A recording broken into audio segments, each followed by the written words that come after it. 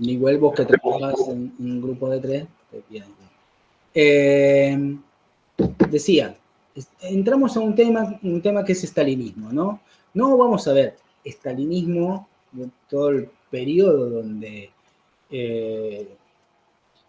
es el surgimiento, afirmación y apogeo del estalinismo, del gobierno de Stalin, y podemos decir también que eso es parte de una discusión, si el estalinismo es solo el gobierno en vida de Stalin, ¿no? O es justamente una característica de una forma de gobierno, una institución, un aparato que va a formar parte de la Unión Soviética ya muerto Stalin, e inclusive es una forma de hacer política, ¿no?, que excede a Stalin y a la Unión Soviética y se transforma en la práctica de los partidos comunistas a lo largo y ancho del mundo en el periodo stalinista, o si es directamente una práctica que puede ser llevada más adelante como una forma de ejercer la política o de concebir la política por otros que no necesariamente sean stalinistas, ¿no? O se reclamen del stalinismo. O es algo solamente de la izquierda, ¿sí? También.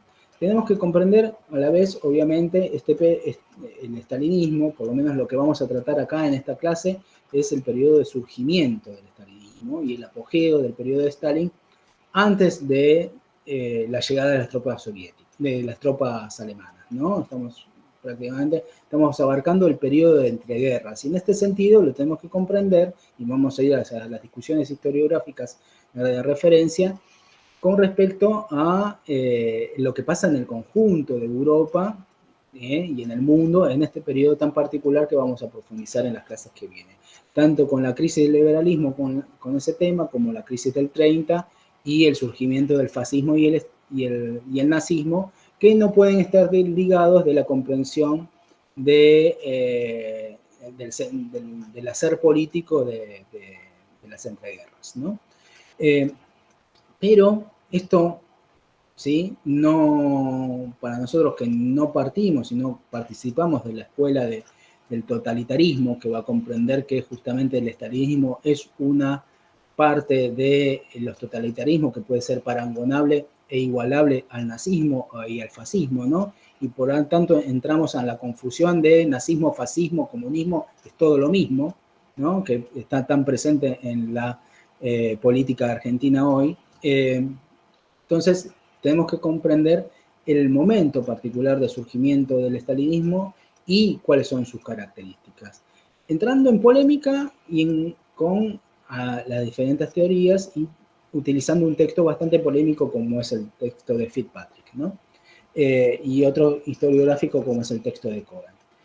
Para esto vamos a tener que recuperar un poco lo que vimos antes del receso, que es lo que presentaron los compañeros Ezequiel y su colega con el periodo el texto de Carr y los capítulos anteriores de Fitzpatrick, ¿sí? Por favor, no, que yo esté compartiendo pantalla el PowerPoint, interrúmpanme, háganme preguntas y también, si no están de acuerdo con lo que estoy diciendo o estoy desarrollando de los textos, que voy a hacer un poco los textos, bienvenido sea, ¿sí? Cuanto más intervenciones, discusiones haya, son más ricos todo el debate, menos aburrido es.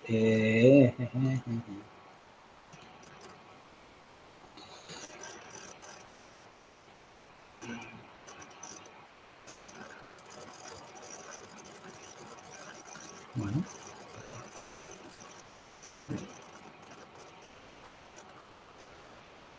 Bueno, esta era la última filmina que hablaba de referencia, cayó primera acá, ¿no? Eso. Cuando todo es lo mismo, todo es comunismo y fascismo, nada lo es. Bueno, Fitzpatrick ya la conocen, ¿sí? Así que no me voy a detener en esto. Recuperamos de las clases anteriores el tema de la NEP, el periodo que abarca del año 21 al 27 aproximadamente, es la nueva política económica, el giro hacia políticas de reinstauración de elementos de mercado, pero bajo el control por parte del Estado de los grandes parámetros económicos, como es el control del comercio y la banca exterior, y el comercio exterior y la banca, ¿no? Y el incipiente Gosplan, que es lo que va a ser luego, muy después, la institución que dirija la planificación. Gabriel, fíjate si puedes ponerlo en pantalla completa y apretar el botoncito para que no aparezca elemento. el dejar de compartir. Ahí va. Gracias, Fabi. Decía, lo que tenemos que recuperar acá es el elemento justamente ante el fracaso del comunismo de guerra, la rebelión de lo que fue justamente la Marina, lo que era Kronstadt, ¿no? Como un lugar simbólico también de construcción del poderío de la revolución, de los marineros de la revolución, etc. Y ante el descalabro económico que significó el comunismo de guerra, la política alentada por Lenin de restitución de elementos de mercado permitió, justamente dándole importancia al campo y el rol del campo como lugar de despegue de demanda de productos industriales y también de la provisión de elementos, ¿no? Para las ciudades, que permitió que el campesinado vuelva a producir y vuelva a poner a predisposición y se vuelva a aliar con el poder bolchevique.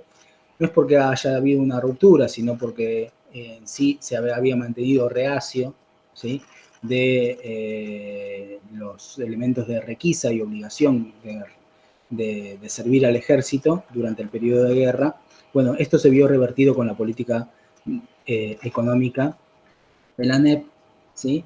Pero que también llevó adelante durante este periodo una diferenciación social creciente, ¿sí?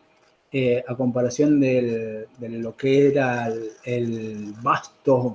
la vasta pauperización de la sociedad, ¿no? Existía lo que eran los elementos pequeñamente enriquecidos, que eran ínfimos su capacidad de diferenciación social, pero permitían contratar trabajo o vivir del intercambio y del comercio. Empezaban a aparecer estos personajes como eran los hombres de la NEP o el Kulak, ¿no? Y ante lo que era un creciente poder también del campesinado para poder justamente presionar reteniendo los granos, ¿no? Al Estado, que era el principal comprador de granos, también empezaba a visorarse un conflicto con referencia al campesinado. En esta circunstancia se produce el debate sobre la crisis de las tijeras, el debate sobre la industrialización, que tenemos dos sectores, uno claramente siguiendo la política de la ANEP, que era el sector de Bujaren, que planteaba una lenta y progresiva industrialización en función de mantener tanto la alianza campesina como siendo los campesinos el motor de la demanda industrial y el motor del desarrollo económico, en sentido protocapitalista, digamos, ¿no? En una economía mixta, ¿no? Donde podemos hablar más en ese carácter de un capitalismo de Estado que de socialismo. Versus el sector centralmente de Prorajensky, ¿no? La discusión económica que sentaban es que la necesidad de pasar a una industrialización pesada, ¿no? Y en esa forma hacer un intercambio desigual, ¿no? En función de el Estado como principal comprador de granos, o sea, requisar el excedente agrícola no a través de justamente las bayonetas, como fue en el periodo de guerra, sino a una relación de intercambio desigual, ¿no? Eso es lo que planteaba el sector de Trotsky y Progozhin. En este contexto, ¿sí? Tenemos la muerte de Stalin, perdón, la muerte de Lenin. Perdón, Gabriel, una cosita. Ahí avisa un compañero que hay una compañera que no puede entrar. ¿Puede ser que haya alguna solicitud que te haya entrado para entrar? Dale, ahí voy. Sí, ahí aparece. Bienvenida, Verónica. Espectacular, volvemos. Gracias. Gracias, Fabi, por ese rol. Bueno, la muerte de Lenin asume la Troika, ¿no? Que es un gobierno conjunto entre Zinoviev, Kamenev y Stalin. Zinoviev, todos viejos bolcheviques, digamos, ¿no?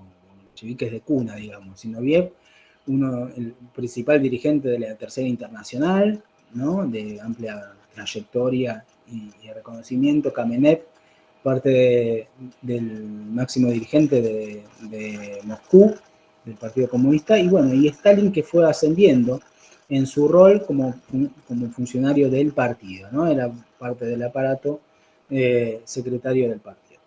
En el contexto también, sí, que no hay que ver esto, el desarrollo del stalinismo en el contexto exclusivamente soviético, sino también europeo, como vimos en la clase pasada con Carr, la expectativa bolchevique era el desarrollo de la revolución internacional y centralmente la revolución en Europa.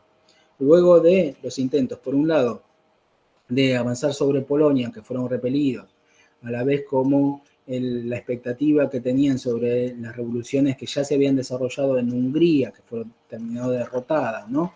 O como los intentos revolucionarios, varios intentos revolucionarios en Alemania, norte de Italia, etcétera, y a donde todavía el movimiento obrero seguía participando de las organizaciones tradicionales dirigidas por la socialdemocracia, se cae a la teoría del socialismo en un solo país, ¿no? Como una cuestión de hecho consumado de las circunstancias de, bueno, ¿no?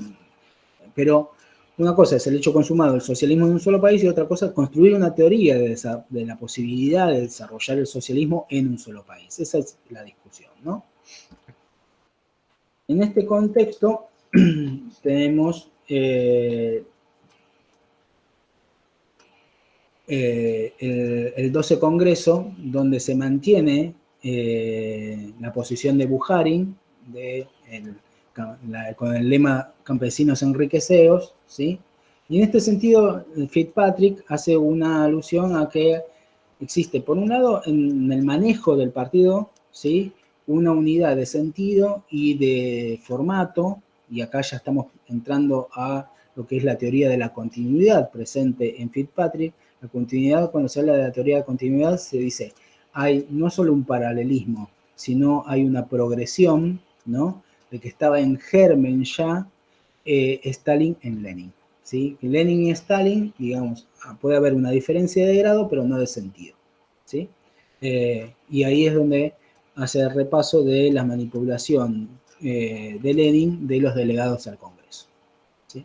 Esto sería una práctica usual en el estalinismo contra las otras corrientes internas. Acuérdense que la democracia del partido se había reducido a partir justamente del 10º Congreso, ya no había posibilidad de tendencias, aunque sí había diferentes fracciones al interior del partido que no se manifestaban públicamente, sino a través de algunos dirigentes, ¿no? Que eran cabezas de esto. No había posibilidad de organizarlas, sí, públicamente, con la construcción de documentos y demás, pero sí esto se daba en secreto, lo que permitía el fraccionalismo, digamos, lo que va a ser luego uno de los argumentos de la persecución de Stalin.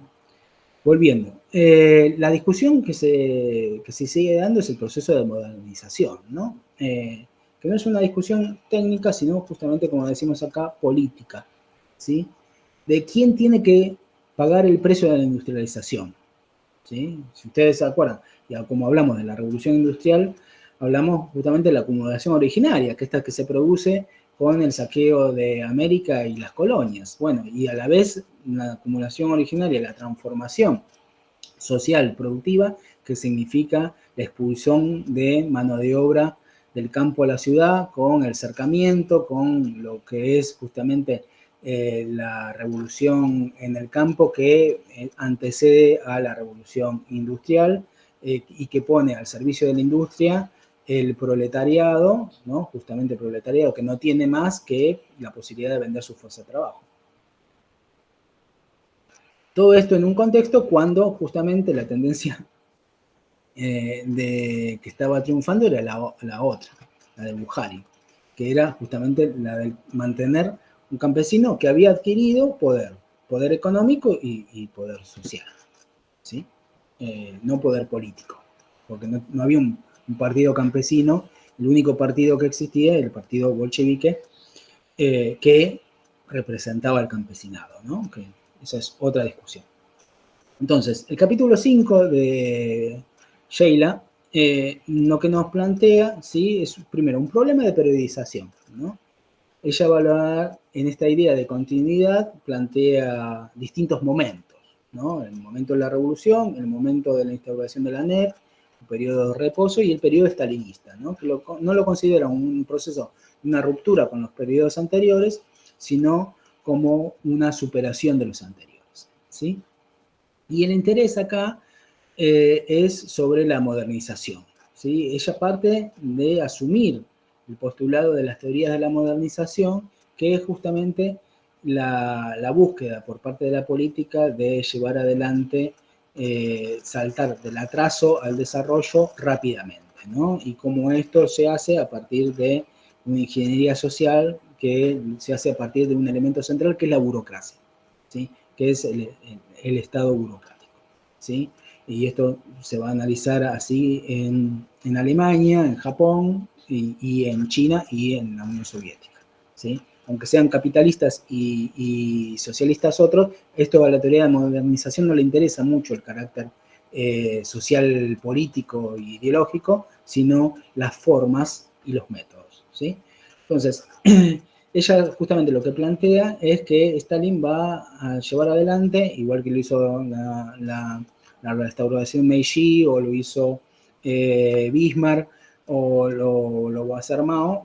Stalin lo que hace es una revolución desde arriba para lograr la modernización. Y sus vehículos son dos: la industrialización, con los planes quinquenales, como vamos a ver, y la colectivización, que va a tener un carácter, ¿sí? Cuando se habla de colectivización, algunos le agregan justamente el adjetivo de ¿qué? De forzosa, ¿sí? Para hablar. Cuando hablamos de colectivización, estamos hablando de la propiedad colectiva del campo, ¿sí? De las tierras, por parte de los campesinos y por parte del Estado, ¿sí?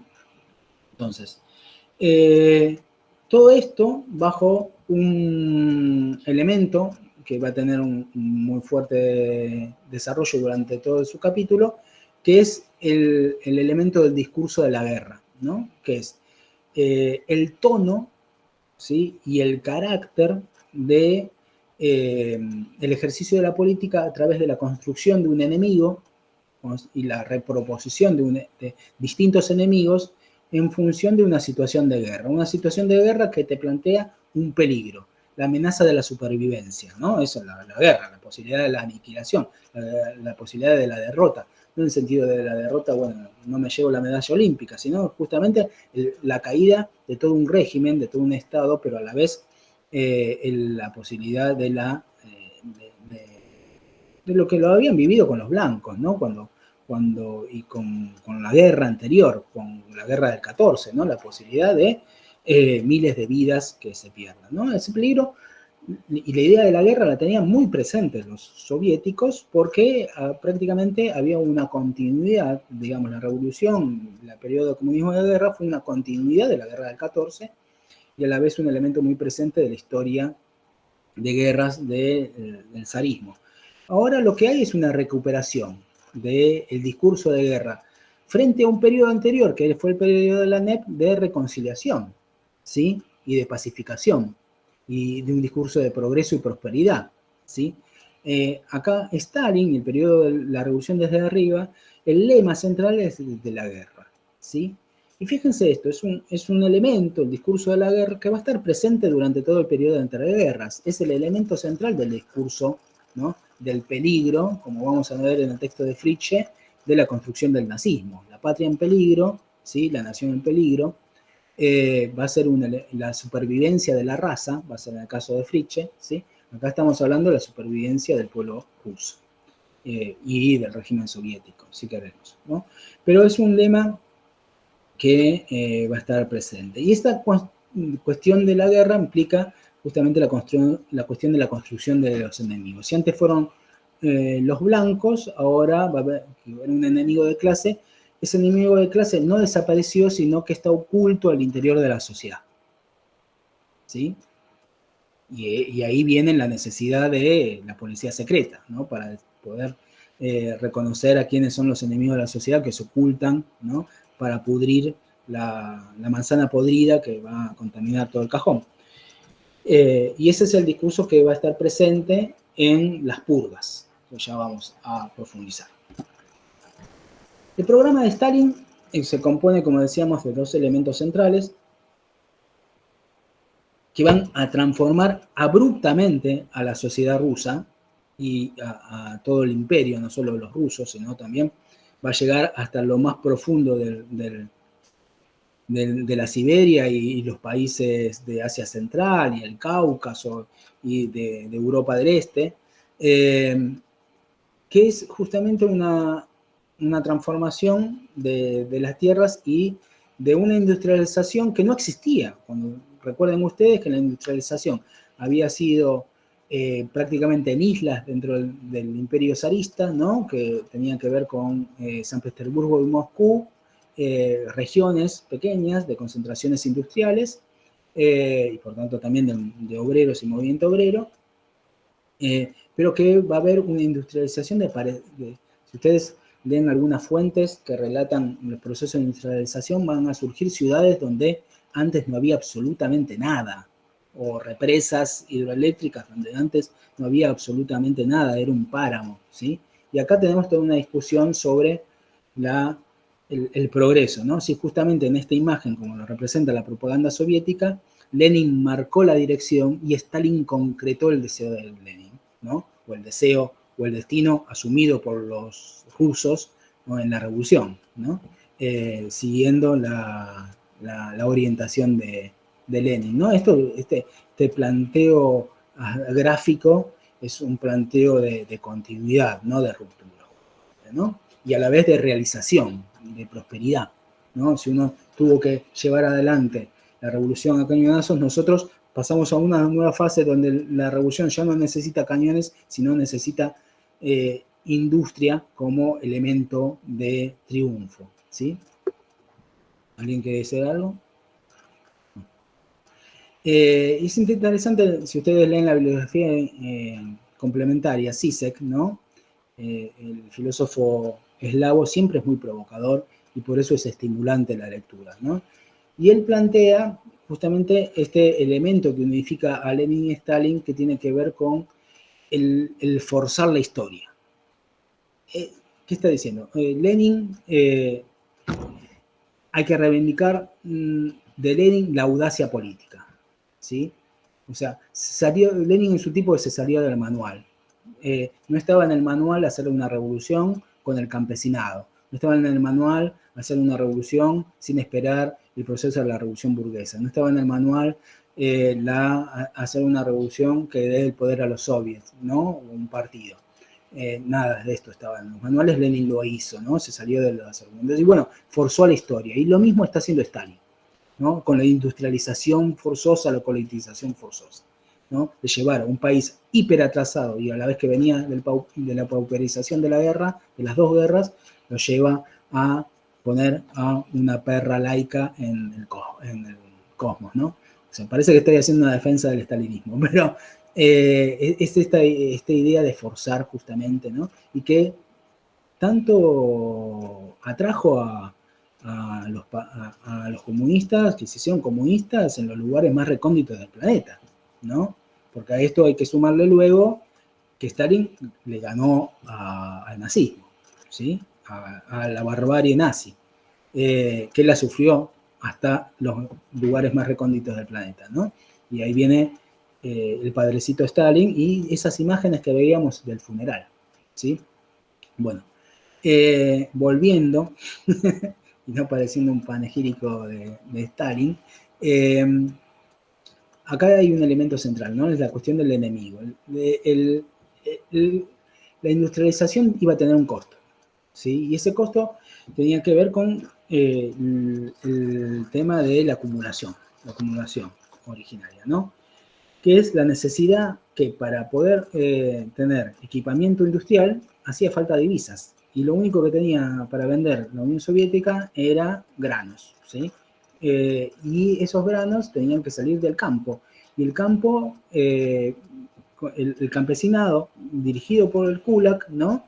Estaba reteniendo el campo, los granos. Y por tanto, ahí se va a emprender una batalla contra el kulak, ¿no? Que es aquel campesino rico, que rico tiene poco, porque es aquel que puede tener una vaca de más, un caballo de tiro más, o un asalariado más, se dirige hacia ese campesino rico, que a la vez se vuelve a construir esta imagen de, ¿se acuerdan ustedes? La Revolución Francesa tuvo como enemigo, ¿sí? En un momento, al campesinado, ¿sí? Justamente en ese momento. Y ese es el enemigo el cual va a dirigir la guerra, ¿sí? El poder bolchevique bajo órdenes de Stalin, ¿no? Ese y, ¿por qué? Porque lo que necesita son granos para la exportación, granos para la industrialización, granos para comprar máquinas, granos, ¿sí? Para llevar adelante justamente la transformación. Transformación industrial, ¿sí? Que es la que a la vez en la discusión sobre las tijeras propugnaba Preobrazhensky y Trotsky, ¿sí? Pero no fue una fracción de la oposición de izquierda la que lleva adelante esa política, sino es Stalin, ¿sí? Entonces, ¿Stalin es una continuación de Lenin o es una continuación de Trotsky? Ya hay algún trotskista que no estoy viendo, porque estoy viendo el PowerPoint que me va a matar. No, no voy a afirmar eso. Lo estoy diciendo probativamente a ver si alguien quiere intervenir sobre eso. Pero Stalin va a triunfar no desde las masas, sino centralmente desde, porque no es que estaban pidiendo las masas industrialización, sino es una política desde arriba, eso quiero decir, ¿no? Es una política desde el aparato del partido, ¿sí? Stalin triunfa siendo el secretario del partido y afirmándose en la pelea contra los otros sectores del partido. ¿Por qué quedó más clara? Llegamos al primer plan quinquenal. El plan quinquenal supone 5 años, ¿no? Pero ustedes van a ver que se da del 29 al 32. ¿Cómo puede ser? 5 años en 3 años tan solo. Bueno, es porque justamente acá volvemos a la idea de forzar la historia, de forzar la realidad, ¿no? Esto que Mao va a ser ya un paradigma, ¿no? El gran salto adelante va a ser Mao. Siguiendo esta misma idea de Stalin, ¿no? Que es justamente la adopción de un plan quinquenal para convertir a la Unión Soviética en una potencia industrial, ¿no? Es la idea de hierro y acero y tractores para industrializar el campo, ¿no? Y luego la necesidad, si es posible, de transformarlos en tanques a esos tractores, ¿no? Tener una industria capaz de poder soportar una nueva guerra con las potencias capitalistas. Esto es lo que estaba también detrás del discurso industrial. Decía, la industrialización implica, el plan quinquenal implica, nosotros conocemos en nuestra historia planes quinquenales, pero no de este nivel, porque a diferencia de los planes quinquenales, que primero significa una planificación, un ordenamiento de la economía para poniendo objetivos de logros industriales para cada uno de los sectores, y esto implica a la vez una coordinación. Por eso implica un plan, ¿no? O sea, no solo un plan como objetivo, sino como coordinación, como orden. Y ese orden, a diferencia de lo que es el capitalismo, que es anárquico, queda bajo el dominio del Estado. El Estado es aquel que, bajo la oficina del Gosplan, planifica y luego ejecuta y ordena la producción económica, ¿sí? Entonces, el Estado pasa a tener el control de la economía, que era parte a la vez del discurso bolchevique, los objetivos bolcheviques originales, donde el periodo de la NEP pasa a ser un periodo excepcional, ¿sí?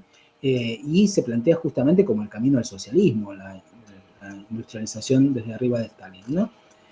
Pero es a la vez llamativamente, como lo vamos a ver luego, el plan quinquenal se lleva adelante paralelamente a las purgas del partido industrial, y de los derechistas, cosa que vamos a ver hoy. Pero me interesa resaltar que el plan quinquenal y los planes quinquenales que van a seguir de acá en adelante, van a tener una lógica, que es la lógica de cumplir las metas del plan, ¿no? Y a la vez ¿quién ejecuta el plan? Los que están adelante de las oficinas de planificación, pero centralmente los ejecutores son los comités que dirigen las fábricas, que son muchas veces algunos de ellos que se dan en el periodo de la NEP, pero sobre todo ya van desde su origen, que ya lo vimos cuando Ezequiel estaba planteando el texto de Fitzpatrick, que era la recuperación de algunos gerentes de fábrica o algunos dueños de fábrica inclusive, o ingenieros, ¿no? Que estaban ya del periodo anterior, que son vueltos a poner en su lugar, no como propietarios de la fábrica, sino como dirigentes de la fábrica. Acuérdense que Lenin estaba a favor de la dirección unipersonal de la fábrica, en contra de la tendencia de la oposición obrera que estaba a favor de que la dirijan las fábricas, los sindicatos y los soviets. Bueno, estos sectores son los que van a tender a sobrepasar el plan y sobrepasar las metas del plan, lo que implica forzar la máquina, justamente. Si había una planificación para cumplir con 10 tornillos, bueno, se van a producir 12, 13 o 15, y lo que va a significar justamente esto es, por un lado, miren cómo cumplo el plan antes de lo debido y cómo sobrepaso las metas del plan. Bueno, esto me hace ganar un galardón frente al comité central, frente al partido, etcétera, ¿no? Entonces, puedo yo ascender en la escala jerárquica dentro del Estado y dentro del partido, ¿no? O simplemente garantizo mi lugar, porque he cumplido el plan. Bueno, esta lógica, ¿no?, de poner las prioridades de la propia burocracia por sobre las posibilidades de la propia economía real y sobre todo de las propias necesidades de la sociedad, porque acá hay un organismo de planificación, no es que hay debates en la Facultad de Filosofía y Letras o en Villa Fiorito para decidir qué necesita cada uno de esos lugares para producir. No hay una discusión democrática sobre la construcción del plan. Esto va a significar que el plan sea una anarquía burocrática, ¿sí? Lo que tendría que ser una planificación pasa a ser una anarquía burocrática porque cada uno está buscando justamente sobrepasar alcanzar la producción y en función de garantizar su propio dominio, ¿no? No hay medidas humanas de socialización o tampoco es el mercado el que impone justamente los límites, sino la propia... no hay límites más que la posibilidad de la burocracia de poder, ¿no?, pasar el plan. Lo que va a la vez construyendo, y esto lo vamos a ver más adelante, cómo esto se va a ir osificando y se va a ir construyendo una economía paralela detrás del plan.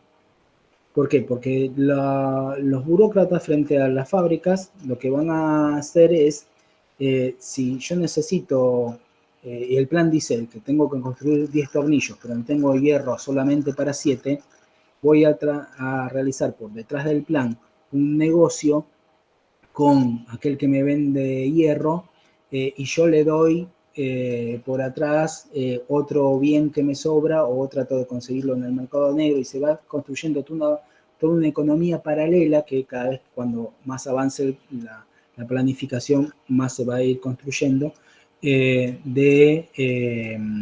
para poder tanto cumplir con el plan como para poder mostrar que he sobrepasado las metas del plan. No sé si se entiende y si alguno quiere...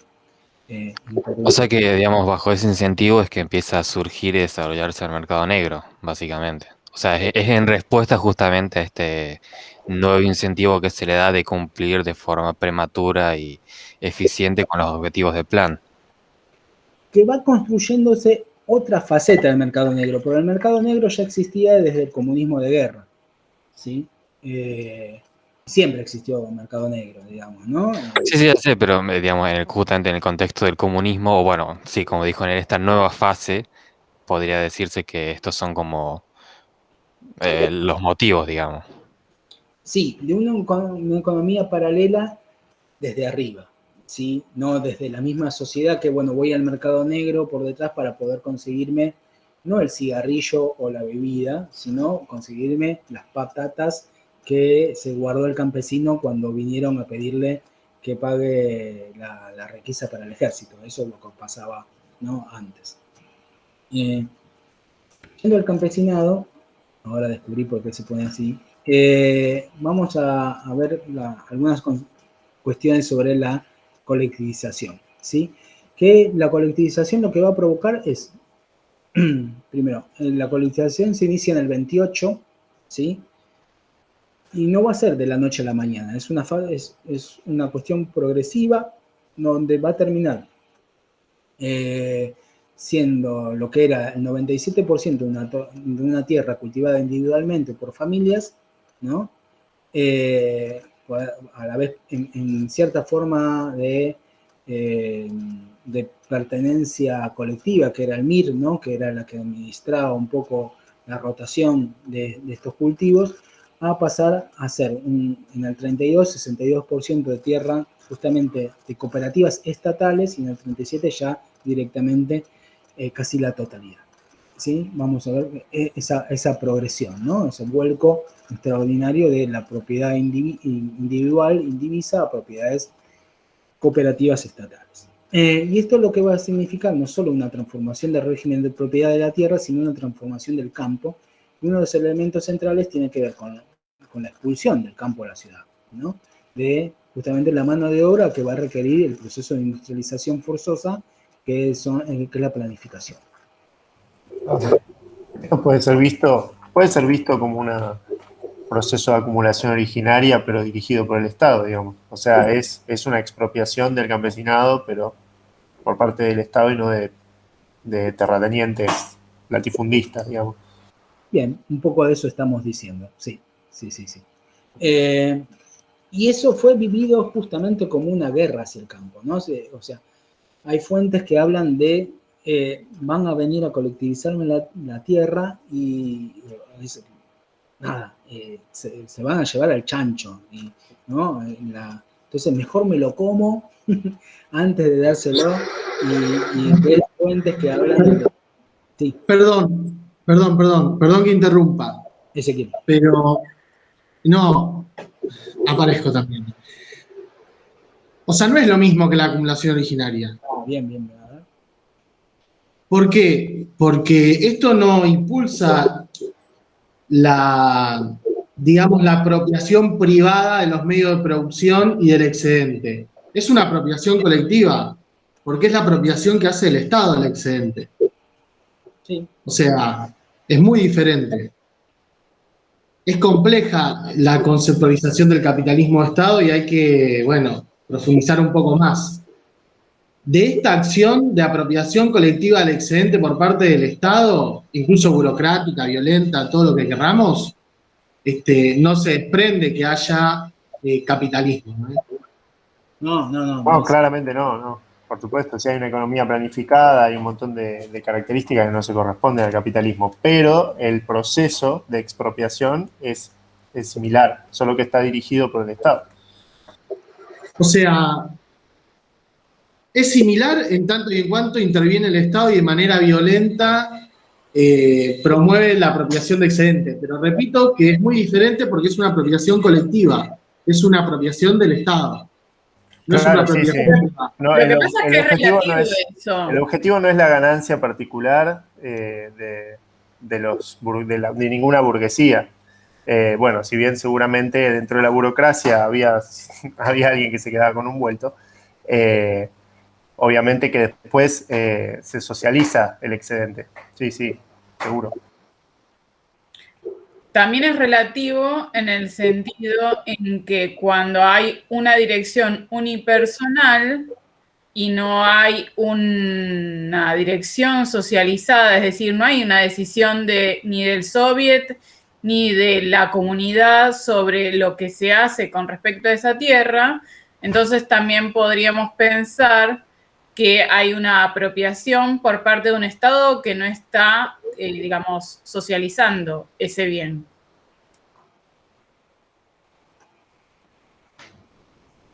es una discusión, ¿no? Porque algunos pueden decir, bueno, acá en realidad hay una colectivización que, como marcábamos recién, empieza en el 28 y eso es producto, es una reacción del Estado, producto que los kulaks que estaban reteniendo granos, no estaban comercializándolo, nos vuelve a la situación del comunismo de guerra, donde había hambrunas en las ciudades y se despoblaban las ciudades, y acá estamos queriendo justamente a la vez llegar a una industrialización, y es por eso necesario que avanzo sobre el kulak, ¿no? Porque el enemigo no es el campesinado, el enemigo es aquel sector acumulador rico acusado de una continuidad de ser un agente burgués y contrarrevolucionario, ¿no? Entonces se avanza sobre él, se los expropia y eso se pone al servicio del conjunto del campesinado y de la industrialización. Entonces, ¿quién se apropia de eso? ¿El Estado en forma universal? ¿Es Stalin que se apropia de eso o es la sociedad soviética? Ese es el argumento, la discusión.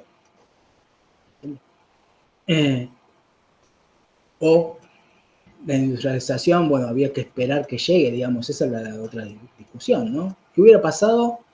Bueno, no voy a hacer esa discusión. No, claramente si se libraba todo como estaba planteado durante la NEP, no era muy difícil dar un salto tan grande en la industrialización y aparte en el aumento de la productividad del campo, porque claramente la colectivización significó un aumento en la productividad también, porque no es lo mismo que cada uno en su pequeña parcela produzca con su tractorcito a generar una producción mucho más a gran escala, digamos, ¿no? Bueno, pero eso justamente es lo que no pasó. El campo va a caer en una crisis que va a durar toda la vida soviética. Lo que va a pasar es que las cooperativas de campesinos nunca funcionaron, ¿sí? Siempre producía menos de lo que tendrían que haber producido y la capacidad productiva del campo soviético nunca avanzó, ¿sí? No, algunos dicen porque no había el incentivo, otros dicen porque justamente no había una planificación suficiente sobre esto y a la vez una búsqueda de producir a la vez elementos que enriquezcan a la población, porque lo que se producía es principalmente de bienes industriales, no de bienes de consumo, ¿no? Eso también es otra cuestión, porque la industrialización lo que va a llevar adelante es la construcción de hierro y acero, no de planchas y calefones, ¿se entiende? O sea, porque con planchas y calefones no construyo después tanques, sino justamente haciendo tractores. Y esa es en dónde se pone la prioridad, ¿sí? También la discusión acá, ¿no? ¿Cuáles son las prioridades del plan? Que eso es toda una discusión lo hace Trotsky en la Revolución Traicionada, que es muy interesante, ¿no? Ya avanzado y varios planes quinquenales por delante. Pero estábamos escribiendo la colectivización. Vuelvo, si me permiten, a este. Fíjense, volviendo a ¿cómo se llega al 93% de la propiedad colectivizada? De buenas a primeras, no, en diferentes pasos.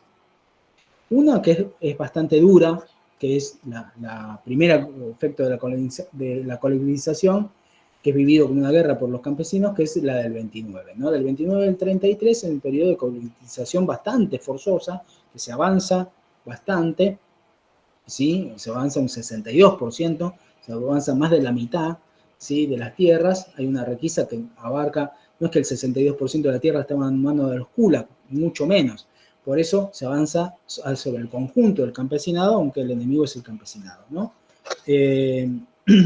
Bajo esta idea, se produce una colectivización en masa.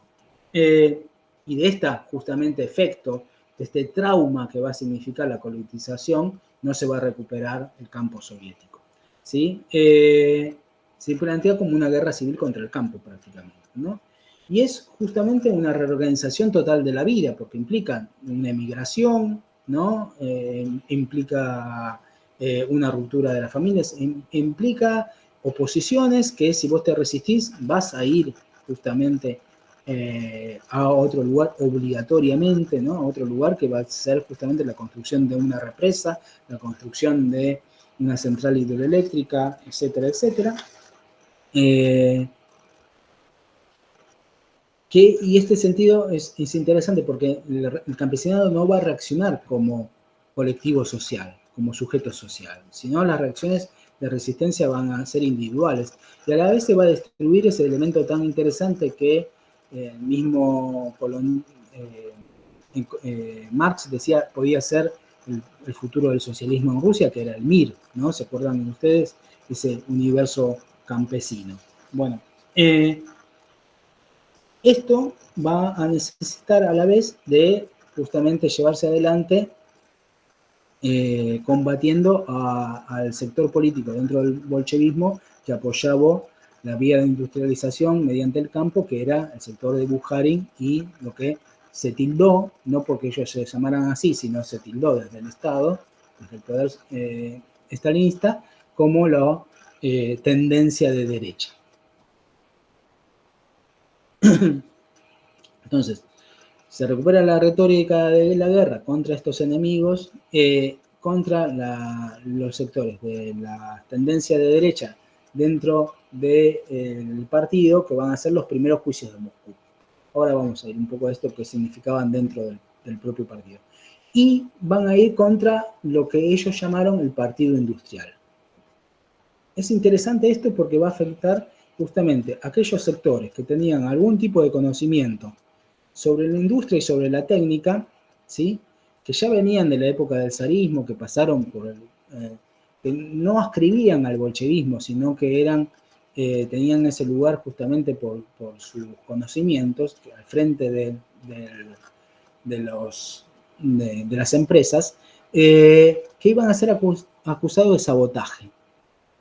Que en realidad lo que estaba haciendo Stalin construyendo este enemigo es sacarse las culpas de las falencias del plan. El primer plan tuvo grandes logros, ¿sí? Pero también tuvo grandes pérdidas, en vidas, en costos, en carencias, ¿sí? Y todos esos fueron atribuidas a los saboteadores que eran una continuidad de la burguesía, ¿no? Por sus valores, sus ideas y su formación como parte de este partido industrial, ¿no? Y esos son los primeros que van a caer en las purgas estalinistas, ¿sí?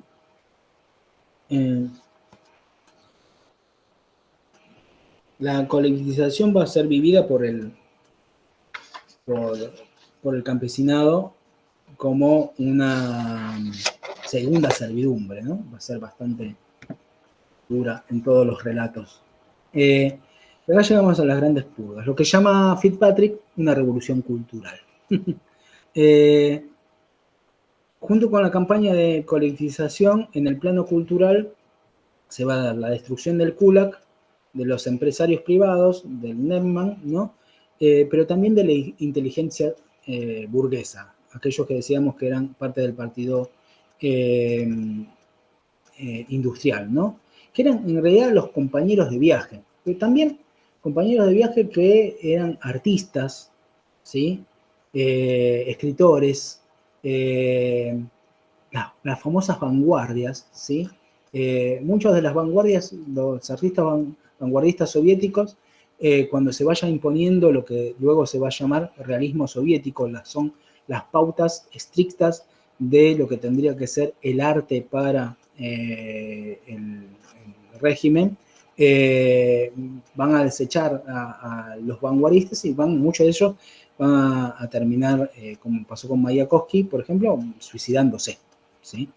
No va a ser necesaria una represión del Estado formal, sino va a haber una segregación, marginación y persecución tal, ¿no? de transformación rápida del mundo para no dejar espacio para que tenga vida, ¿sí? Ahí, en ese mundo. Entonces va a haber una afirmación del control político sobre la cultura y sobre la producción intelectual, cultural, social, etc., ¿no?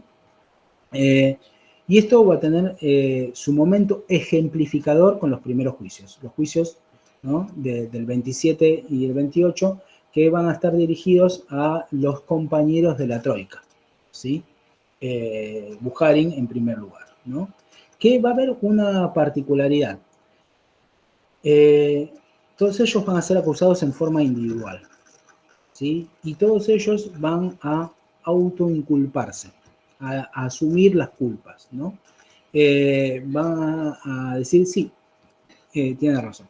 ¿Y esto cómo se produce? A partir de un quiebre, ¿sí? Que es anterior, que es a partir de la persecución a la oposición de izquierda, que es justamente a el sector de Trotsky, ¿no? Trotsky, todos ustedes saben que fue separado del poder, fue marginado, fue perseguido, tuvo que auto excluirse, digamos, y marginarse. No me acuerdo exactamente en qué región dentro de la Unión Soviética, creo que algo así como cerca del Cáucaso.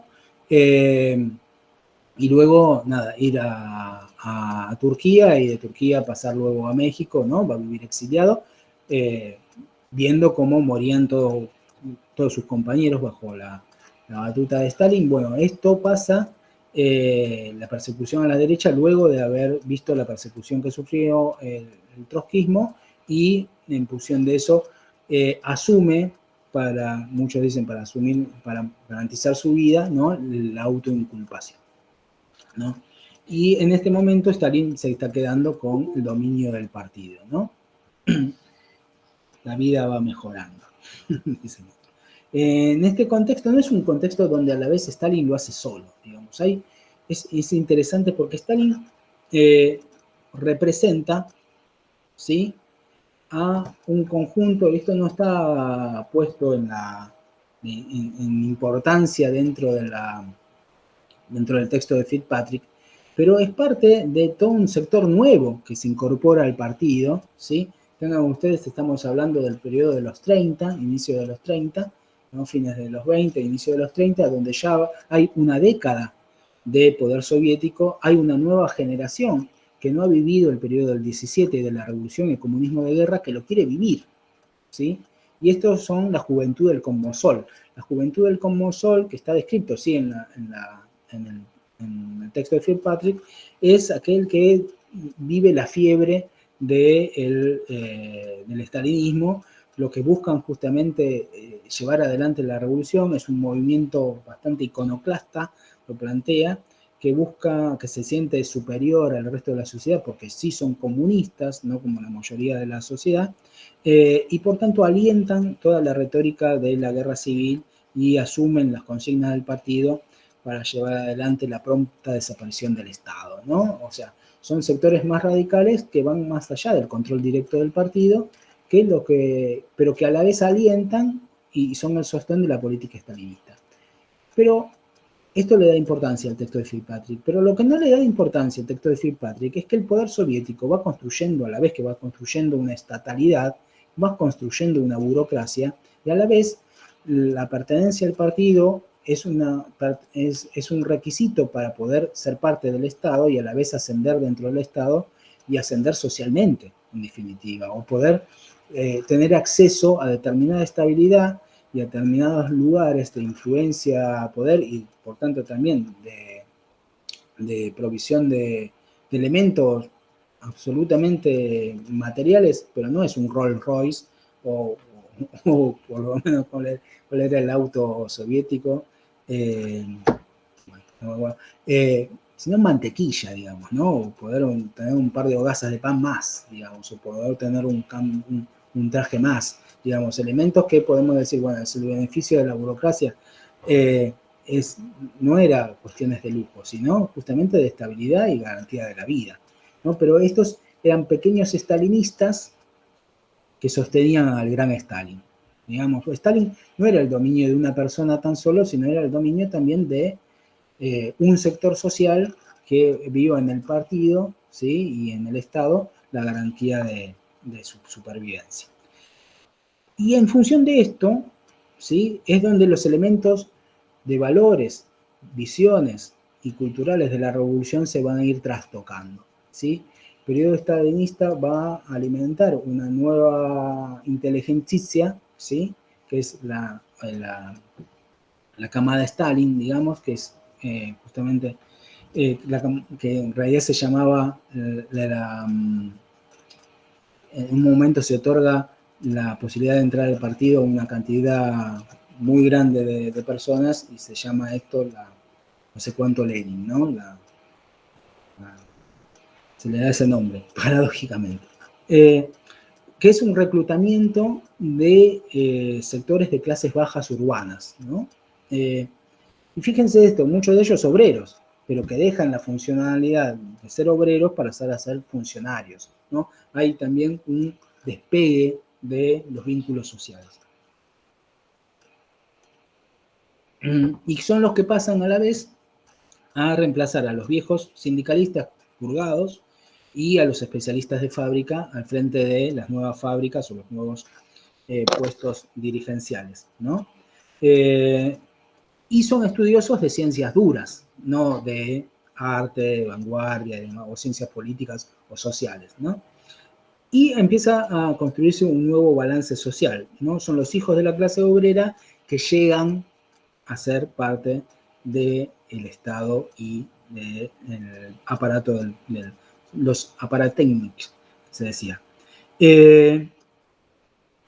Mientras hay una caída del nivel de vida, porque la industrialización y la colonización van a llevar una caída del nivel de vida del conjunto de la sociedad, ¿sí?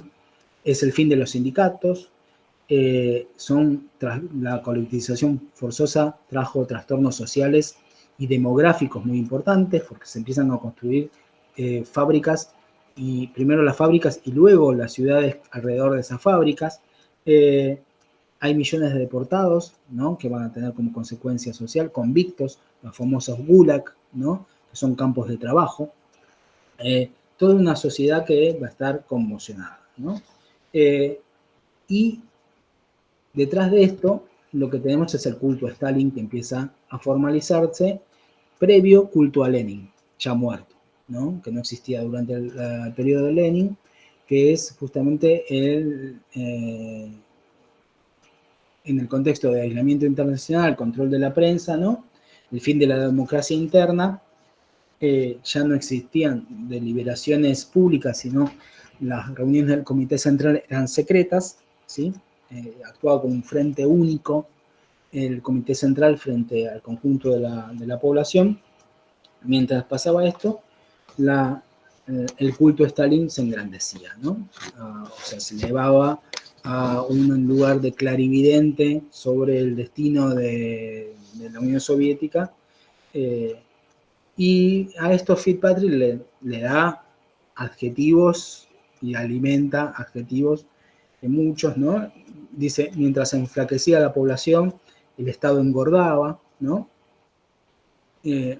Fitzpatrick y LN+, podría ser una columnista ahí muy presente, pero digamos que lo que hay sí durante este periodo es un cambio en los valores sociales, donde hay una nueva idea de estatus social, donde empieza a haber una separación entre aquellos que tienen determinada garantía de seguridad, ¿sí?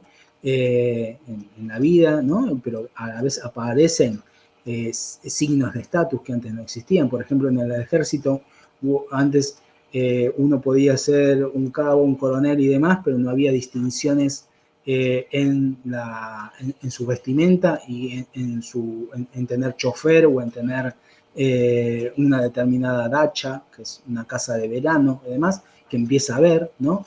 Hay una vuelta también al sentido conservador de la vida, en donde la mujer tiene un lugar central, donde se vuelve en forma retrógrada los valores hacia la mujer, hacia la homosexualidad, y centralmente también al gran chauvinismo ruso sobre el resto de las nacionalidades, ¿sí? Entonces empieza a haber un cambio en el comportamiento social, político, que se va a manifestar en diferentes órdenes de la vida. Ahora bien, ¿esto es la revolución? ¿Sí? No.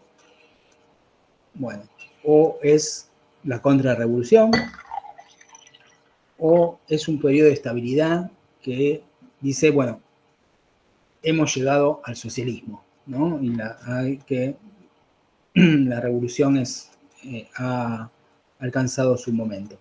Fitzpatrick lo que analiza todo el periodo desde una visión, decíamos, desde la teoría de la modernidad, decíamos, desde una mirada bastante de una tesis del continuismo entre Lenin y Stalin, desde una mirada poco cientista política, diría yo, porque lo plantea en términos de fiebre o recuperación, ¿no? La revolución como una enfermedad prácticamente, planteándolo en momentos de alza, ¿sí? Momentos agitados en torno a la política y a la economía, y momentos de recuperación, sin ninguna distinción de sentido político entre ellos, ¿no? Entonces lo que plantea en este momento es justamente un periodo donde justamente del 37 al 38 sería un momento donde, a pesar de que se viven las grandes purgas, primero se viven las grandes purgas, que es lo que vamos a describir ahora, a un momento de mayor tranquilidad, ¿no? Hasta el 38, que es justamente el momento previo a la invasión nazi. Que es en este periodo donde se dice, bueno, el poder soviético tiene que garantizar que ya hay un momento de estabilidad, de calma en esta guerra, y que el discurso de guerra ha sido superado, ¿no? ¿Por qué? Porque justamente se ha triunfado. Y esto es lo que plantea. La mejor forma de decir que se ha llegado al socialismo es decir que la revolución ha triunfado, ¿no? Es declarar la victoria. Esto es lo que hace Stalin a partir del 34 en el famoso Congreso de los Triunfadores, ¿sí?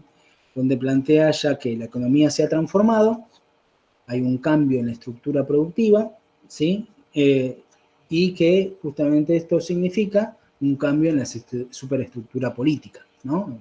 Un materialismo vulgar me plantea así, ya no hay propiedad privada y entonces ya existe socialismo.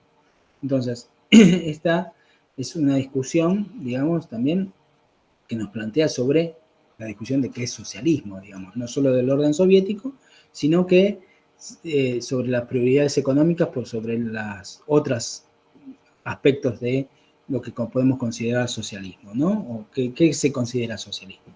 Entonces, esa economía socialista en realidad tenía un carácter deficitario, ¿no? Y deficiente, irracional, a pesar de ser planificado, como marcaba antes, una forma de colectivización que fue no voluntaria, sino que fue de extrema y de explotación, ¿no? Que había causado una caída en el nivel de vida y un aumento de la servidumbre, pero a todo esto Stalin plantea que el socialismo se había llegado, ¿no? Ahora bien, se llamaban partido comunista, no socialista. Justamente lo que significa el planteo del triunfo es decir, bueno, llegamos al socialismo, el comunismo es la meta, y por eso el orden soviético tiene que seguir avanzando hacia ese destino, ¿no? Que es indiferente a la dictadura del proletariado. Entonces acá empieza a haber también una cantidad de elementos teóricos que se van a reformular en lo que son los clásicos del socialismo, ¿no? Lo importante es que el Estado no tenga antagonista social, antagonista de clase, ¿no? Y esto se va a afirmar en la nueva Constitución, que va a afirmar que existe un socialismo, ¿sí? Y en sí lo que estamos... El único que va a discutir esto es Trotsky, digamos. Dentro del comunismo internacional va a surgir una nueva corriente que nosotros en Argentina la conocemos bastante, es uno de los pocos lugares en el mundo, junto con Inglaterra y Francia, donde tiene una importancia dentro de lo que es la cultura de izquierda, que es el trotskismo, y donde justamente lo que propugna es que Stalin en realidad es la fase del termidor, o sea, la fase de la caída de los jacobinos, es la fase de la instauración de una dictadura, que es una dictadura no de clase, sino de la burocracia, ¿sí? Que es justamente el stalinismo, que plantea justamente que vienen a traicionar la revolución, a reimponer los valores burgueses en función de su propia afirmación como casta, no como clase, ¿sí?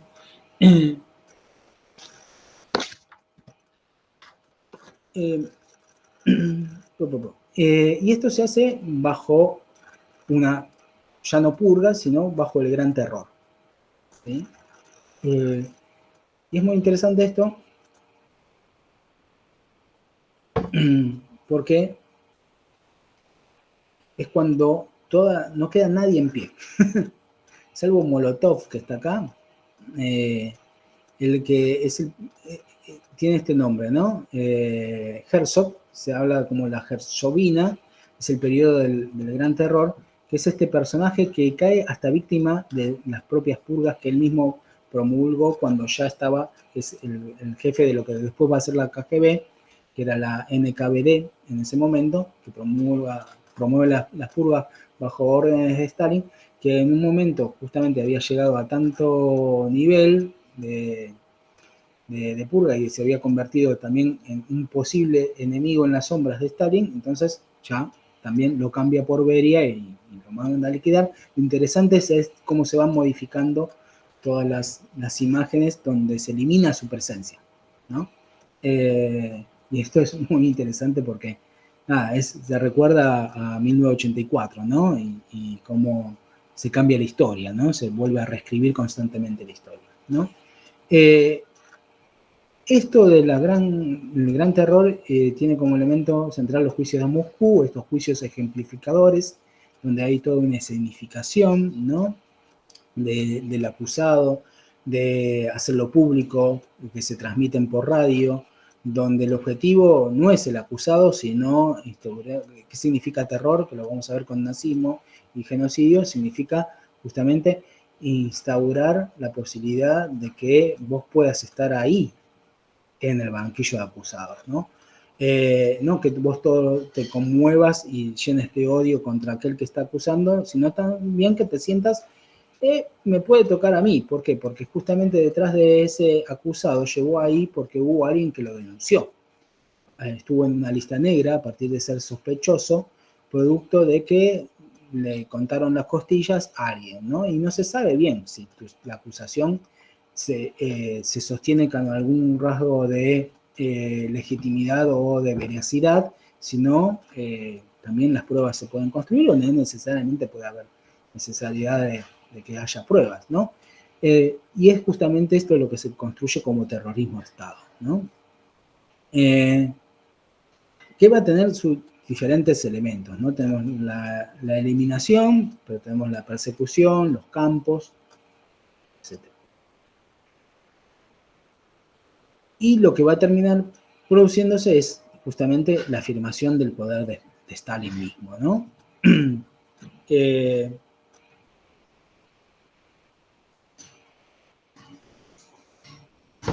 Y esta cuestión de que si caen ellos, todos los que están alrededor de Stalin, puede caer cualquiera, ¿sí? Entonces, hay toda una cuestión de sospecha sobre el conjunto de la sociedad, ¿sí? Lo que le podía tocar a cada uno, ¿no? Arrestos en masa, y todo en un contexto donde está el nazismo creciendo, ¿no? Y justamente es uno de los elementos que va a explicar el poderoso avance del nazismo luego, es justamente todo esto, la sociedad como había sido quebrada por los juicios de stalinismo, ¿no? Y Fitzpatrick, vuelvo a la filmina anterior, plantea algo que es interesante, que justamente la revolución diluye las conciencias. No, dice la revolución, ahí podemos reemplazarlo por terror, por el terror. Justamente la conciencia, ¿en qué sentido? La conciencia social. Justamente lo que provoca esto es que cada uno busca salvarse como pueda y en vez de justamente relacionarse con el otro y solidarizarse con el otro, trata de reafirmar su alineación con el Estado y con Stalin, ¿no? Reafirmando el culto a la personalidad de Stalin, reafirmando la obediencia al partido, delatando si es necesario, etcétera, etcétera. No es algo del periodo stalinista. Fíjense ustedes, es muy interesante la vuelta de tuerca que tiene la película esta que habla sobre el post caída del muro, Goodbye Lenin, el rol de la madre, por qué el hijo que no podía creer que la madre era una comunista encarnada, bueno, qué es lo que estaba detrás de ese comunismo de la madre. Es muy interesante. Y es interesante este planteo, ¿no? Si el terror, el Fitzpatrick compara el terror stalinista con el terror jacobino, ¿no? ¿Se acuerdan? Jacobinos eran burgueses. Lo mismo el terror de un comité central de un partido socialista, de un Estado socialista, del terror de una revolución burguesa. Es parte de la discusión. Bueno, dejo de compartir un poco, me estoy aburriendo. Se fueron todos, ahí veo a Leandro. ¿Alguien quiere hacer alguna consulta, intervención, discutirme algo? ¿O a Fitzpatrick o a mí? No.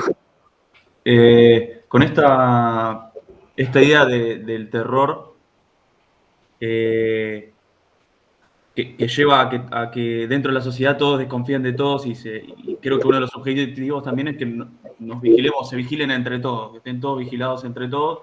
Lo que hace también es, pensándolo dentro de un proceso revolucionario, anular cualquier tipo de empresa colectiva o de proceso comunitario. Yo creo que una revolución social siempre tiende o debería tender a formar comunidad y a partir de la comunidad y hacia la comunidad. Pero si no estamos todos vigilando entre todos, es como que se anula ese proceso. O eso pienso, no. Sí, la verdad comparto con lo que dice el compañero.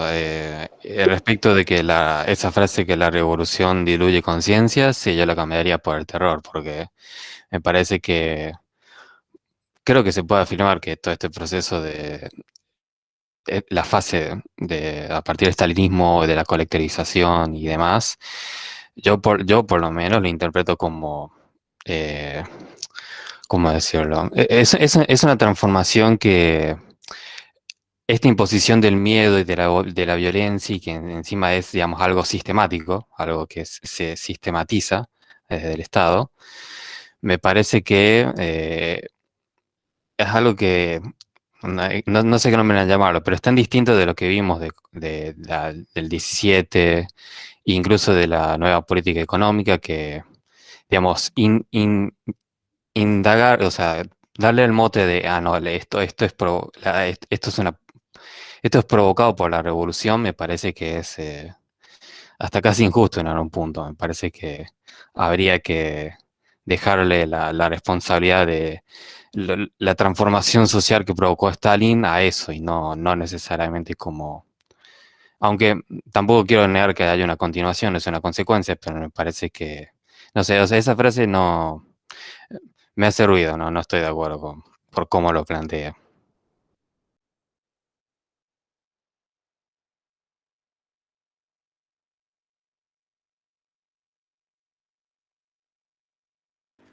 Estás muteado, Gaby.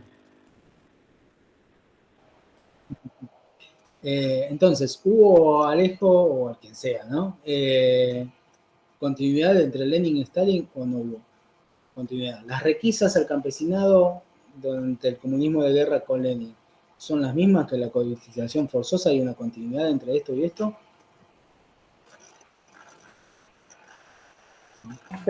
Yo no creo que Lenin, que bueno, en el Estado y la Revolución había dicho que el objetivo final era la extinción del Estado. Igual esto es hablar de contrafácticos, ¿no? Pero me parece que es probable que hubiese sido distinto. No sé si hay una tendencia. Igual hay sí, es verdad que hay tendencias, digamos, de la historia, hay continuidades, digamos, pasar de un, digamos, de un régimen zarista súper autocrático tan rápidamente a una revolución socialista más democrática, una revolución comunista, no es tan ideal como uno pretendería. Pero bueno, yo creo que el autor los que tratan de salvar a Lenin dicen, bueno, el autor del Estado y la Revolución hubiese permitido que el Estado se hubiese convertido en lo que se convirtió con el estalinismo. Esa es la pregunta, ¿no? Yo hoy le subí al grupo de Facebook un documento, una fuente que ustedes tienen en el Drive desde el inicio, que es el testamento político de Lenin. Sí, léanlo porque es riquísimo. Piensen en el tipo que también lo escribió, en realidad no lo escribió él, lo dictó, porque estaba parapléjico, en forma discontinua, ¿no? Pero donde es un análisis muy crítico del alcance de la revolución, muy crítico, ¿no? Y a la vez donde le da un palo duro no solo a Trotsky, sino también a Stalin, sobre todo con su política de las nacionalidades, ¿sí? También habla de las características del Estado, las dificultades, donde plantea el lugar de la cultura como un elemento central, no pudieron dar respuesta para la construcción del socialismo. Es muy rico ese. Lo pueden encontrar en la mesa de saldo de Corrientes. No sé si sigue existiendo Corrientes, hace 2 años que no voy, pero en la mesa de saldo de Corrientes existía, lo había publicado en los libritos de página 12, el testamento político. Pero esto es una discusión, porque a la vez Lenin era un pragmático, entonces si el Estado necesitaba algo para poder llevar adelante y mantenerse en el poder el bolchevismo, lo hacía. Comunismo de guerra o abrir el comercio. Así, tener ocultas fuerzas de la Wehrmacht. Acuérdense, Alemania bajo el Tratado de Versalles no podía tener aviación. Bueno, había campos de aviación en la Unión Soviética, de Lenin, de Alemania. Obviamente que esto le traía divisas, etcétera, ¿no? Y mucho más va a haber durante el estalinismo, pero no sé, quise hacer historia contrafáctica, pero lo cierto es que algunos hablan de tan solo una continuidad, que reconocen que hay una diferencia, pero que lo plantean como una diferencia de grado. Y otros hablan de una diferencia de carácter, ¿no? De sentido. Una cosa es la búsqueda del poder obrero y bolchevique, obrero y campesino, y otra cosa, el poder de una casta burocrática, ¿no? O inclusive de una sola persona, porque el gran terror, y esta es la otra cuestión, ¿no? Porque también hay un gran problema ahí en el estalinismo, que es hasta dónde pudo llegar Stalin. Que es, bueno, Stalin se sostuvo sobre un conjunto de partidarios que entraron a las filas del partido y que le hicieron de sostén y de aliento congreso tras congreso, y a la vez alimentaban en sus expectativas la construcción de la patria soviética y el culto a Stalin, etcétera, etcétera, ¿no? Bueno, pero esos mismos que le habían rendido culto son los mismos que caen en la Gran Purga. O sea, son los mismos que caen bajo la delación, y que son controlados y perseguidos, digamos, ¿no? O sea, hay un suicidio, es el poder de la casta burocrática, pero a la vez esa casta burocrática, siguiendo a Stalin, se suicida. Entonces, hay una cuestión ahí de si es realmente, hasta dónde fue colectivo el dominio del sistema stalinista, ¿no? O sea, por algo, la burocracia soviética, muerto Stalin, lo primero que hace es liquidar a Beria. Lo matan a golpes, ¿sí? En un cuarto cerrado, lo dejan adentro, de la parte del Comité Central, y lo matan a golpes literal entre todos los miembros del Comité Central a Beria, y llegan a un pacto que entre nosotros no nos matamos. Y después no hay más purgas dentro de la cúpula. No quiere decir para abajo que no haya purgas, ¿no? Pero cambian los métodos, ¿no? Pero el nivel de salvajismo con que había llegado Stalin no se va a repetir. Igual, perdón, pero hay análisis que dicen que después de la muerte de Stalin, ahí es cuando la Unión Soviética toma un carácter muchísimo más, no al interior, pero al exterior, muchísimo más opresivo como potencia, ¿no? Imperialista, quizás, en cierto punto. No sé si se podría caracterizar así, pero no sé, hay análisis que dicen que el cambio abrupto del carácter de la Unión Soviética es luego de la muerte de Stalin, si bien obviamente están todos estos procesos previos de burocratización y de creación de esta casta, o sea, se endurece mucho más luego de la muerte de Stalin ese proceso, ¿no? Eso supongo que lo veremos. Eso lo dice un sector político, que es el maoísmo, que justamente entra en disputa con la burocracia soviética o con el Politburo soviético en el reclamo de quién es el verdadero heredero del comunismo. Si es Brezhnev y Khrushchev, luego más adelante, o si es Mao, ¿no? Y en ese discute justamente la burocratización. En realidad también no le saquemos mérito a Mao, que plantea también en esta línea de Zizek un vuelco también y una revisión, tanto de la teoría, porque el sujeto campesino no va a ser el sujeto obrero de Lenin o de la teoría clásica marxista, sino va a ser el sujeto campesino, y a través de las comunas rurales, no de la industrialización, va a haber todo un cambio ahí también teórico muy importante, aunque él se va a reclamar heredero de Stalin. Y va a acusar de imperialista a la Unión Soviética. Esto porque justamente la Unión Soviética sí le quería imponer condiciones a la China de Mao. No es menor. Luego esto se traslada a la teoría política, ¿no? Pero sí, ya vamos a ver luego cuando veamos la posguerra, la segunda posguerra, la relación que va a tener la Unión Soviética con sus países satélites, ¿no? De ahí hablar de imperialismo es otra cuestión.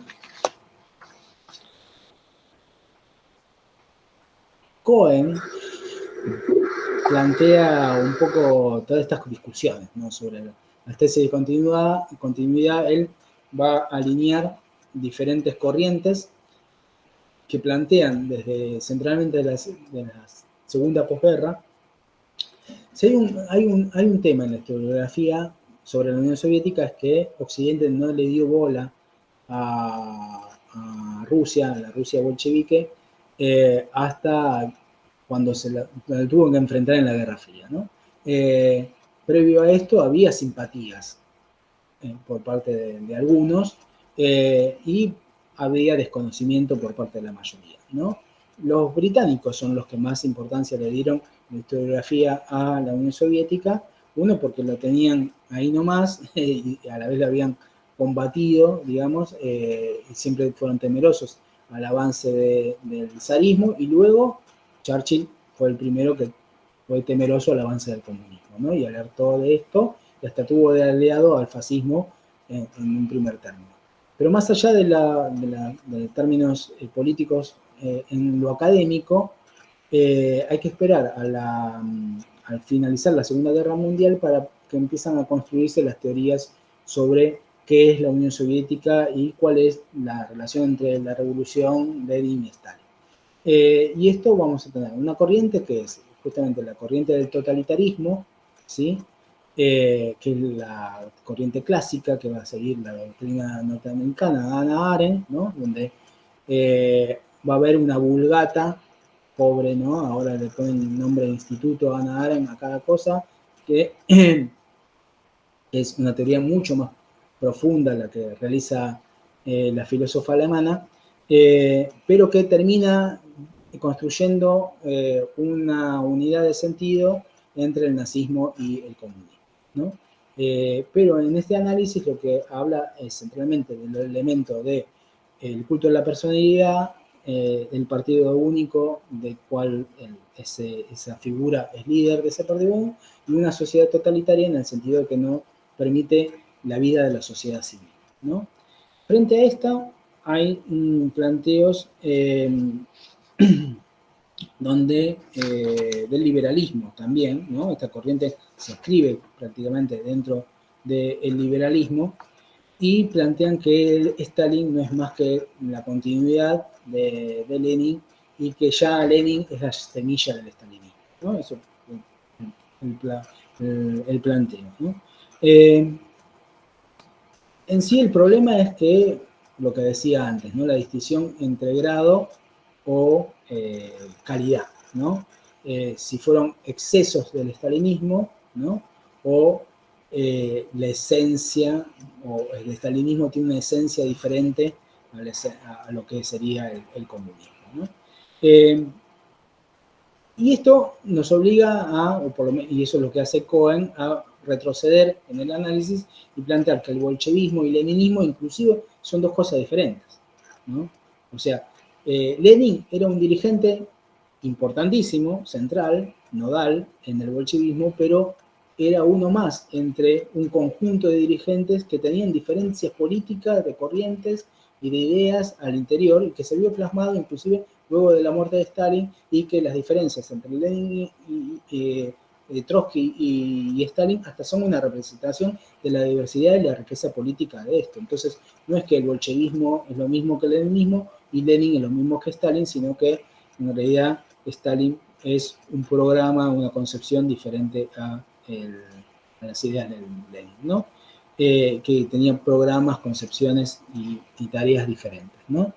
Y esto a la vez plantea, si hay la idea de la tesis de continuidad, nos habla también de una homogeneidad en el tiempo político, ¿no?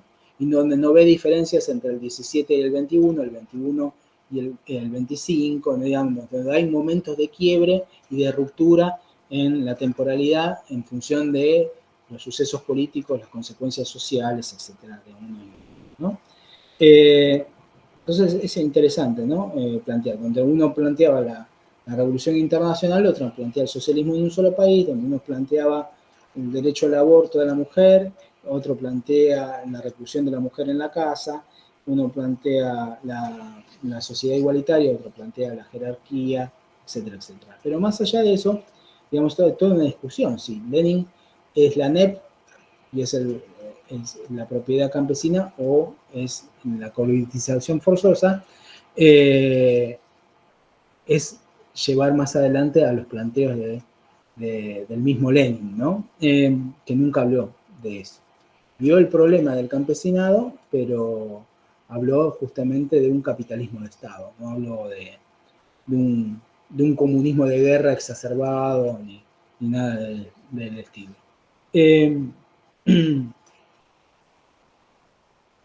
Entonces,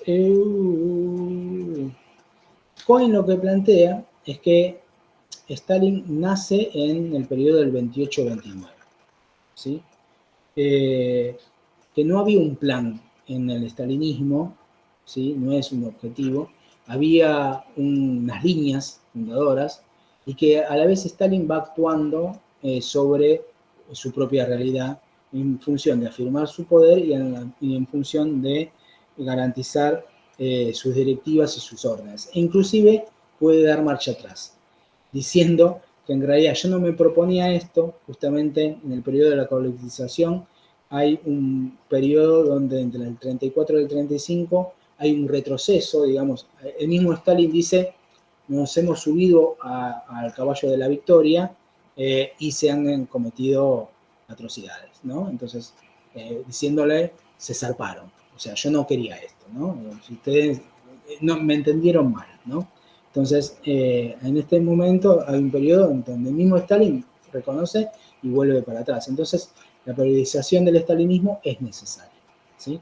Entonces, hay un periodo formativo del stalinismo, dice, que se da al interior del partido, ¿sí? Y que a la vez hay que entender el contexto de caos sobre el cual actúan las políticas estalinistas, ¿no? Justamente de tratar de mantener cierto orden económico y social, ¿no? En ese momento se produce la colectivización y el proceso de industrialización, ¿no? Y lo que termina pasando justamente es provocando más caos. Y en función de eso es que responden las purgas, ¿sí? En función de aquietar a la sociedad y encontrar unos responsables, ¿sí? A los cuales se los puede acusar, ¿sí?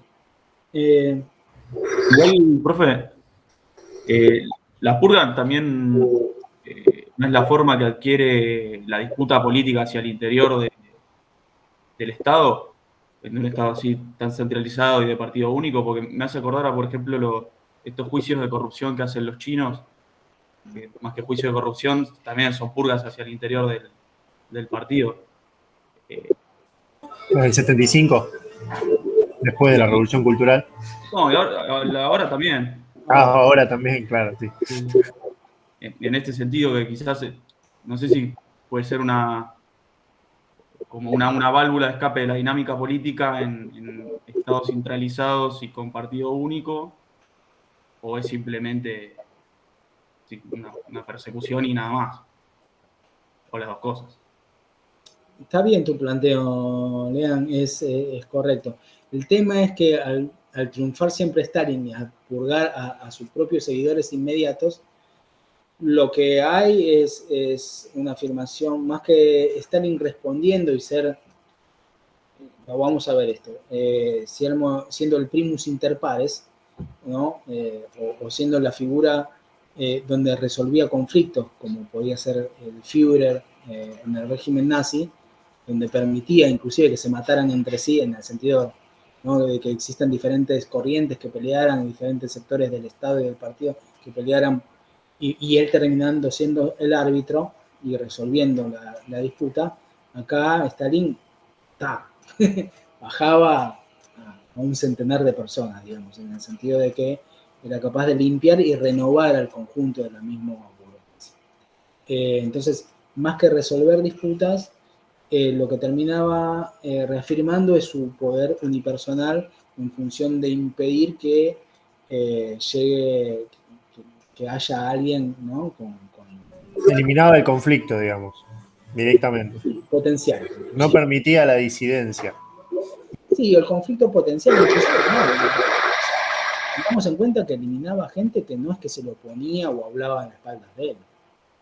Eliminaba personas por el potencial lugar de conflicto que podían llegar a tener o de disputa.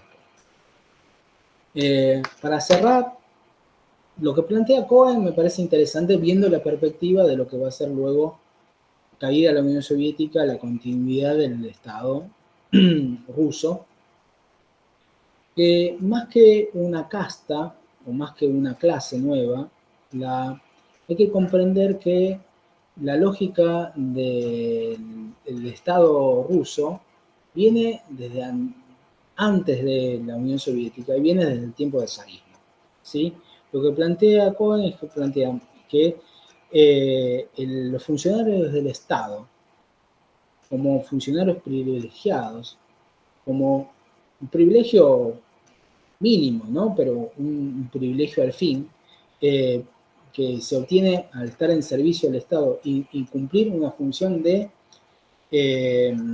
lealtad al Estado, más allá de que esté una figura u otra, ¿sí? Eso es una tradición que viene del zarismo, ¿sí?, y a la vez del tamaño del Estado, ¿no? Que es, obviamente, que no es los funcionarios quienes terminaron gobernando en el periodo stalinista, sino que fue el mismo Stalin, pero que lo hizo justamente con una estructura que viene de herencia de parte del zarismo, ¿sí?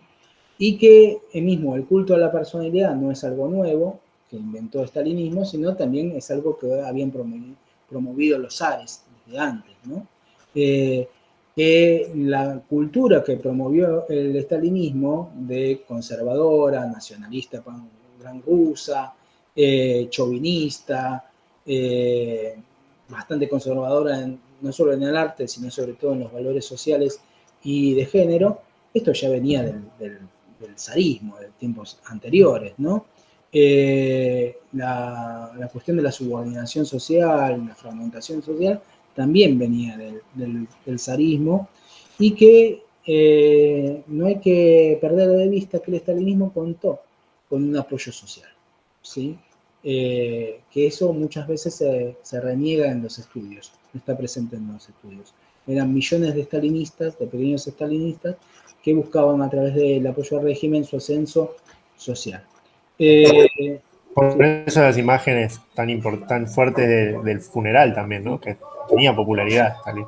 Sí, el culto al líder como un culto a las masas, el culto Claro. a las mismas masas, ¿no? A una religión de masas. ¿Qué más? No. Y que formó esta nueva clase media de funcionariados que se sentían representados por el estalinismo.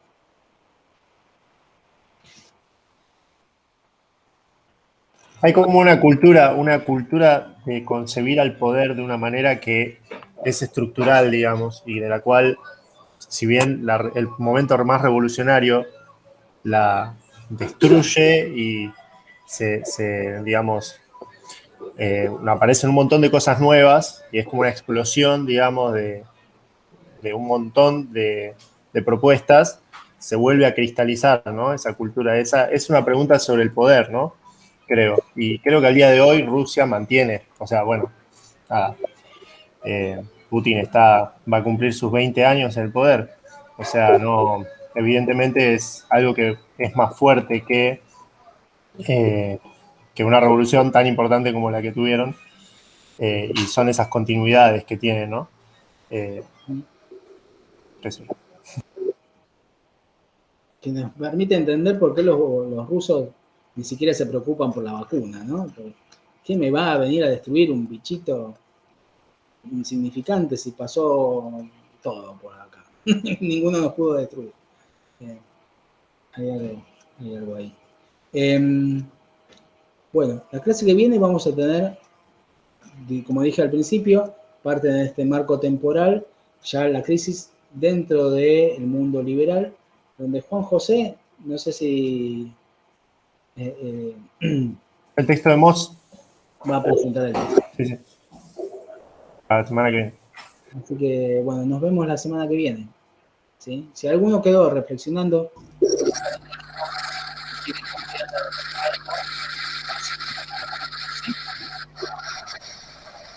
Se escuchó con mucha interferencia, lo último que dijiste. No, si alguien se quedó con alguna duda, interrogante, o ganas de comentar algo, porque es un meme, va a dar un grupo de Facebook.